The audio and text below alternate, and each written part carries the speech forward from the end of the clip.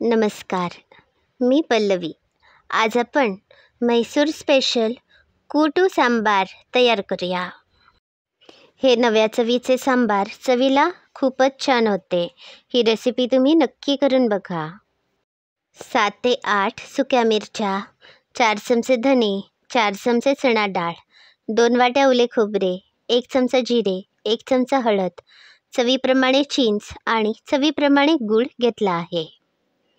2 चमचे उडीद डाळ, कढीपत्त्याची पाने आणि अर्धा चमचा मेथीचे दाणे घेतले आहेत.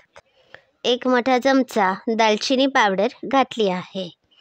1 मोठा चमचा मिरी पावडरसुद्धा घालूया. आता हे सगळे साहित्य 2 चमचे तेलात चांगले भाजून घेऊया. हा मसाला खमंग भाजल्यामुळे या सांबाराला चव खूपच सुंदर येते.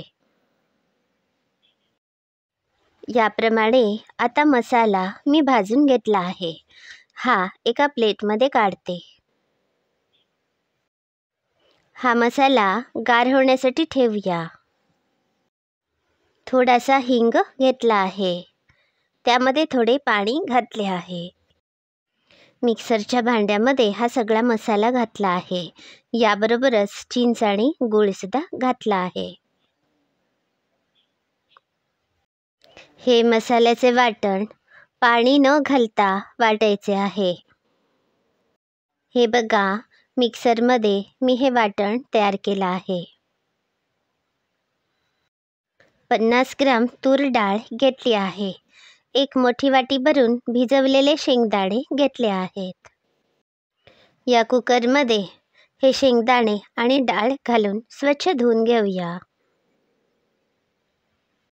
शेंगदाणे आणि डाळ स्वच्छ धुवून घेऊन आता यामध्ये पाणी घालते. आता हा कुकर आपण गॅसवर 15 मिनिटासाठी ठेवूया. मी कुकरच्या 4 शिट्या काढल्या आहेत. हा कुकर थंडवण्यासाठी ठेवूया. 1 चिरलेले हिरवे वांगे, 1 वाटी चिरलेले बीन्स, 1 वाटी चिरलेले गाजर, 1 वाटी चिरलेले फ्लावर, 1 वाटीभर चिरलेले अळसांदे, अर्धी वाटी बटाट्याच्या फोडी घेतल्या आहेत. गॅसवर जाडबुडाची कढई ठेवली आहे. यामध्ये या सगळ्या भाज्यांच्या फोडी घातल्या आहेत. आता 2 तांबे पाणी घालते.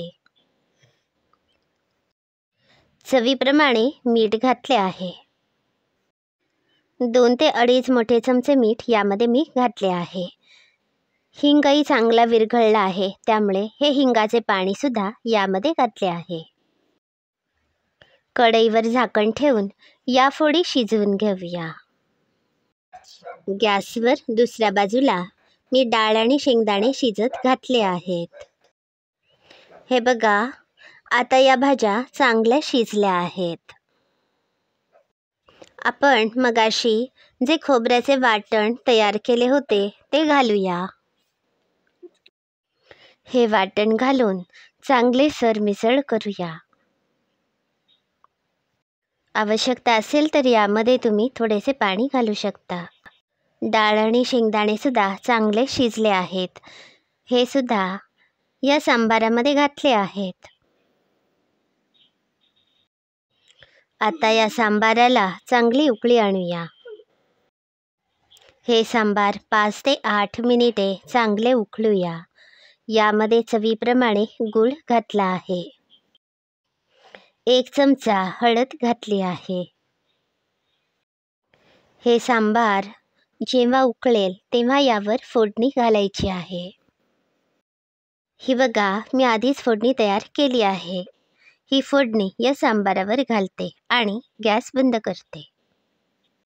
फोडणीचे साहित्य: 2 चमचे तेल, 1 चमचा मोहरी, 1 चमचे जिरे, कढीपत्त्याची पाने आणि 1 सुकी मिरची. आता आपले म्हैसूर स्पेशल कूटू सांबार तयार आहे. हे सांबार तुम्ही इडली, डोसा किंवा भातावर घेऊ शकता. चपाती भाकरीसाठी सुद्धा तुम्ही हे सांबार करू शकता.